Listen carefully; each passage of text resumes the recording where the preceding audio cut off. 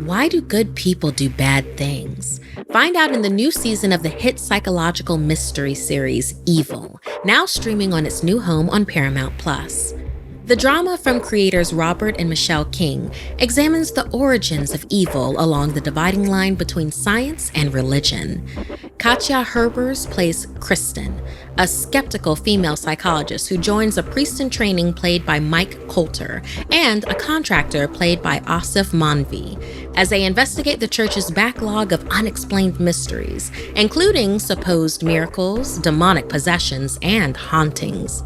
To assess if there's a logical explanation or if something truly supernatural is at work, they'll dive deep into the dark, strange, and unexplainable. In the new season, the trio's journey continues with new challenges. Kristen wrestles with her own dark side, while David is met with temptation, and Ben experiences night terrors based on his fears. What's really lurking behind life's darkest forces? It's a season full of more questions, more demons, and more evil. Exclusively on Paramount+. Head to ParamountPlus.com/evil to try it free. Hey, I'm Markeia. Want to hear something scary? Curse of the Wendigo. A change of scenery is often just what is needed to break free from the shackles of bad habits. However, some bad habits can be so deeply ingrained that without help, they can break you. Shania was a natural-born hustler. Once she knew there was money to be made, she couldn't stop until she got all of it. Unfortunately, she often did this at the expense of her family. This time, she'd realized she could make a profit by selling the clothes her sister had pushed farthest back in her closet. But things went too far when Shania decided she could get more selling the items her sister had just bought instead.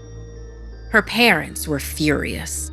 They sent her to her uncle Kamal to work at his animal training center in Manitoba, Canada for the summer.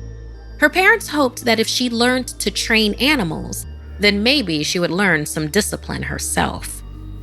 Uncle Kamal's animal center, along with the usual training services, also took in previously wild and/or hurt animals.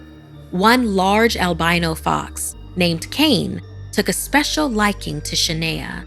The large snow-white fox had 3 legs and beautiful amethyst eyes and followed her everywhere.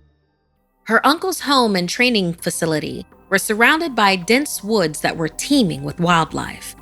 But there was something about the woods that made Shania very uneasy. At night, she would hear the sounds of the animals and then sudden silence.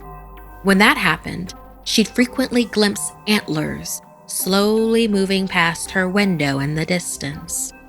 The white fox Cain began coming into her room at night to sleep on her bed. And while it was cute at first, it started to keep her up at night as he growled and barked at whatever was prowling outside. So, unable to find any lasting peace at her uncle's sanctuary, she returned to the thing she knew best: making money. She figured out that she could ask Uncle Kamal's clients to pay for their training sessions in cash, claim they had canceled the session, but actually reschedule them for after the summer. She'd then pocket that money. Soon, she'd amassed a tidy summer fortune, but she wanted more. Her usual greed was different here. It grew and permeated other parts of her life. She developed an insatiable appetite for meat. No matter how much she ate, the hunger only grew. One day, soon after that, everything changed. Uncle Kamal was bitten by one of the dogs, and horrifyingly, the smell of his bloody wound was enticing to her. Upon realizing that, she was overcome with panic and fear. Terrified of her growing changes, she bolted to her room and searched the internet. She discovered the First Nations legend of the Wendigo. A Wendigo was an evil creature that slowly possessed the greedy, pushing them to revel in their greed and also cannibalistic desires. The curse of the Wendigo was horrific indeed. Suddenly, she heard growling and looked up from her laptop to find Cain. When she reached out to pat him, he snapped at her before running away. Shania pursued Kane, but was stopped by her bandaged, limping uncle.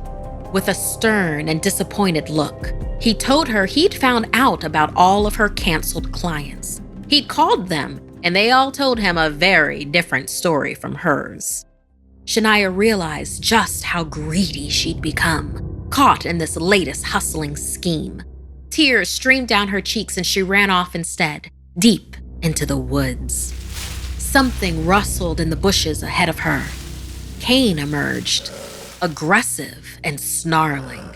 Every one of the fox's white hair stood on end as he growled. His amethyst-like eyes flared, and he leaped right at Shania.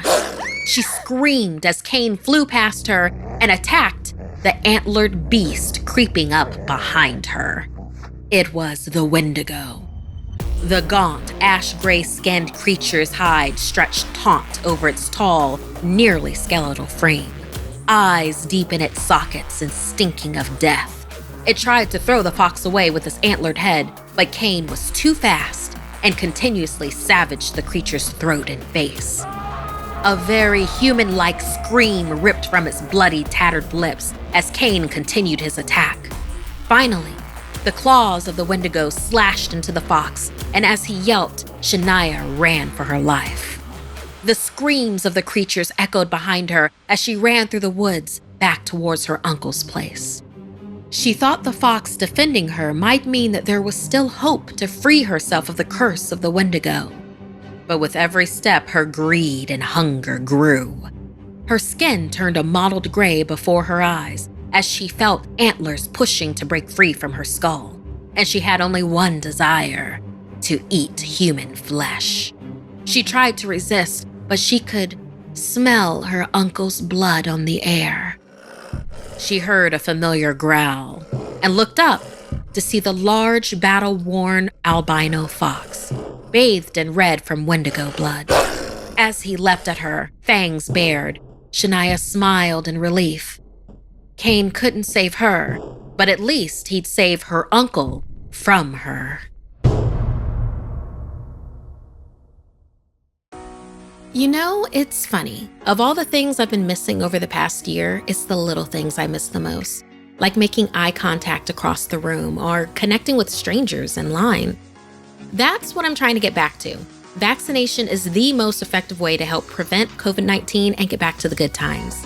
Find out where to get your COVID-19 vaccine near you at vaccines.gov. That's vaccines.gov. My skin is like an oil puddle on my face, but other than that, I haven't had many issues with it. Just in case though, I'm starting preventative prescription treatments now with our new sponsor, Apostrophe. Apostrophe is a prescription skincare company that offers medications clinically proven to help clear acne or other skincare goals like reducing redness, wrinkles, and even dark spots. I'll be applying my topical prescription from my licensed dermatologist every other night, and during the day, I'm using a recommended 30 SPF sunscreen. I'm so excited to begin my skincare journey for preventative treatment for fine lines, wrinkles, and acne. We have a special deal for our audience. Save $15 off your first visit with a board-certified dermatologist at apostrophe.com/scary when you use our code SCARY. This code is only available to our listeners. To get started, just go to apostrophe.com/scary and click Begin Visit. Then use our code SCARY at sign up and you'll get $15 off your dermatology visit. That's apostrophe.com/scary and use that code SCARY to get your dermatology visit and save $15, and we thank Apostrophe for sponsoring the podcast. Why do good people do bad things? Find out in the new season of the hit psychological mystery series Evil, now streaming on its new home on Paramount+. The drama from creators Robert and Michelle King examines the origins of evil along the dividing line between science and religion. Katja Herbers plays Kristen, a skeptical female psychologist who joins a priest in training played by Mike Coulter, and a contractor played by Asif Manvi, as they investigate the church's backlog of unexplained mysteries, including supposed miracles, demonic possessions, and hauntings. To assess if there's a logical explanation or if something truly supernatural is at work, they'll dive deep into the dark, strange, and unexplainable. In the new season, the trio's journey continues with new challenges. Kristen wrestles with her own dark side, while David is met with temptation, and Ben experiences night terrors based on his fears. What's really lurking behind life's darkest forces? It's a season full of more questions, more demons, and more evil. Exclusively on Paramount Plus. Head to ParamountPlus.com/evil to try it free. If you'd like to submit a story, send me an email at SomethingScary@Snarled.com. Like and share this video if it gave you the chills. And don't forget to subscribe to Snarled and turn on the bell for notifications. And if you dare, follow me on social media. Until next time, my dark darlings, sweet dreams.